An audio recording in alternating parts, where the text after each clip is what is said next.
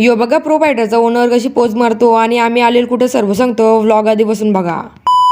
तर राम राम मंडळी, नक्कीच चांगले असेल तर आज आमचा प्लॅन झाला की फार्म हाऊस वर जायचं. मग काय आपली 29 सरकारची अख्खी पोरं आलेली मस्तपैकी गाडीत बसलेली सगळी बोटा बिटा दाखवती बघा कशी बोटा दाखवत. तर मग काय आम्ही मागे एवढे जण बसलेले आणि पुढे तुम्हीच बघा 3 जण आहे. तर मग आता फार्म हाऊस वर जायचं आहे तर पाण्याच्या बाटल्या लागतीलच. तर मालो बिस्लरीच्या बाटल्या घ्यायला मग कुत्रा बघा किती भारी उचलूनच नेणार होतो. या दादाची शॉपला एकदा नक्की व्हिजिट करा कारण की इथं भरपूर सारे आहे क्वालिटीच्या बिस्लरी कोल्ड्रिंक्स आहे. या दादाचं नक्की शॉप कुठे आहे तर पडग्या येते बाजना बीच मधल्या गुसाचा ना राईड घ्यायचा म्हणजे की शॉप दिसेल लगे गुसाचं शॉप. मग काय आता बिस्लरी गाडीमध्ये टाकल्या निघू आता फार्म हाऊस वर. तर आता पोहोचलेलो पण फार्म हाऊस नक्की आहे कुठं तर पडग्यापासून फक्त 10-12 मिनिटाच्या अंतरावर कलंबोली गाव ते निसर्ग फार्म हाऊस आहे. आता एवढा मोठा फार्म हाऊस तर गार्डन पण भारी असेल आणि स्विमिंग पूल पण भरपूर मोठा होता. मग काय आता आपली 29 सरकारची अख्खी बोरा जमा झाली ना ही बघा किती गोला झाल्यात. आता बघायचा होता फार्म हाऊस कसा आहे कसा नाही तर तितक्यात मला राजदादा दिसला. इकडे तर डायरेक्ट रिवोनचा खजाना होता. तुम्हीच बघा किती आहेत रिवो. 2 बॉक्स फोडलेलं तर एवढे काय रिवो होत्या. 3 बॉक्स ठेवले रिवोचं फ्रीज मध्ये आणि आंटी बघा किती मोठी बनवत घेतलेली रिवोनची ना आपल्या 29 सरकारचा जल्लोष बघा.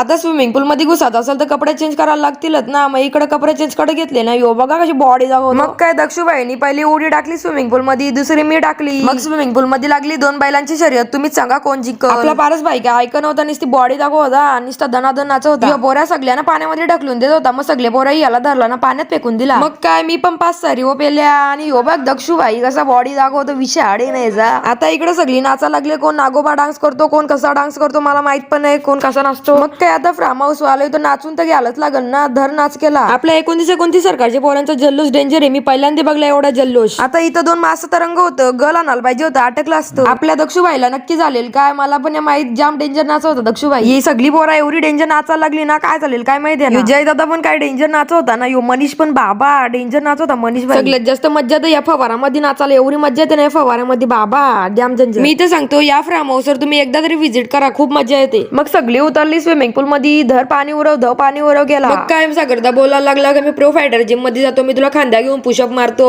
तर पुशअप मारा गेला तर डायरेक्ट खालीच पडला काय बॉडी बिडी नाही. काय आता सगळी पोरा उन्हात बसलेले कारण की सगळ्यांना थंडी वाजत होती कारण की सगळी पोरा थंडी वाण्यात धुलेल ना अंघोळ. मग सगळे सेलिब्रिटीने हात मिळवला. ही जलपरी बघा कशी पाण्यात तरंगते वाकरी तिकरी. मग काय आपण या व्लॉगला इथं एंड करू. Bye bye Tata.